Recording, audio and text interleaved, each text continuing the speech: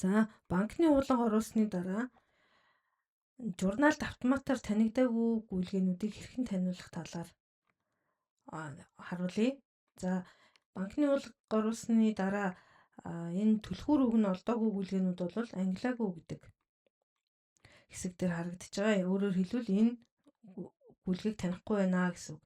За таниулахын тулд түлхүүр гэдэг шийдвэр рүү ороод за жишээ нь зөвлөг үйлчлэгээний төлбөр гэдгийг таниугүй байна. Тэгэхээр энийг таниулахын тулд түлхүүр гэдэг рүү ороод за энэ дээр бичиж өгнө гэсэн үг. Зөвлөх үйлчлэгээний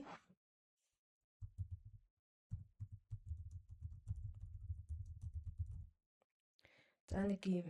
За энийг бол зөвлөг үйлчлэгээний төлбөр гээд за орлого. За хэрвээ ийм гүйлгээ байх юм бол энийг хэдүүлээ 51.01 рүү бичин шүү гэж тохируулж өгье. Орлогын учраас 51.02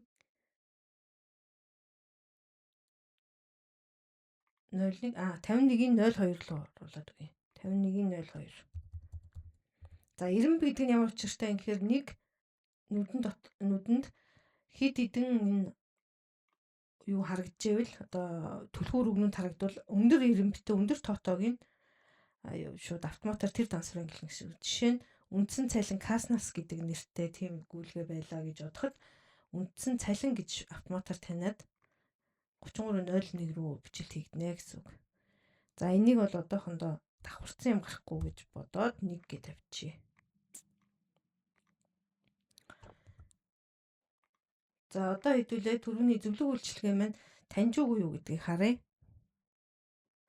Хуулга руу орлоо. За зөвлөг үйлчлэгээ таньсан байна. 51.02 гэдэг дансан дээр бичсэн байна. За дараагийнх нь шилжүүлэг. За ийм ерөнхий шинжтэй юмыг бол бас ялтчгүй гараач юм уу эсвэл яг шин чанараар нь нэгтлээ өөрөө ангилахаас өөр аргагүй. За каснд гэдэг юм. Каснд гээд манайх янз бүрээр бичдэг. Тэгэхээр энэ нэг латинаар бичсэн учраас танихгүй байгаа гэсэн үг. Жишээ нь бол каснас гээд касас гээд янз бүрээр гүйлгээний утган дээр явж идэг юм байна. Тэгэхээр энийг латинаар биччихвэл яах вэ? За энэ бол каснд гэж байгаа юм чинь каснд орлого хийсэн байж таарах гэж байна. 10.01 рүү мөнгө орсон байх гэдэг. За одоо хэдүүлээ хуулга руу очиод харъя. 10.01 каснд гэдгээр нь автоматар таньсан байна. За дараагийнх нь харъя. За зүгээр кас гэж бас бичигдсэн байна. Зүгээр кас гэж бичигдсэн байна. Кас гэдэг ингээд. За тэгэхээр энэ маань хуулган дээр таньж үгүй юу харъя. За мөн 10.01 гэд таниад ороод ирсэн байна.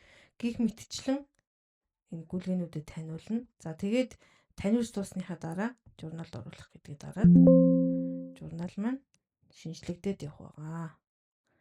За өмнө нөгөө таниуг байсан гүйлгээнүүд бол энд ингээд таниад ороод ирсэн гэсэн үг.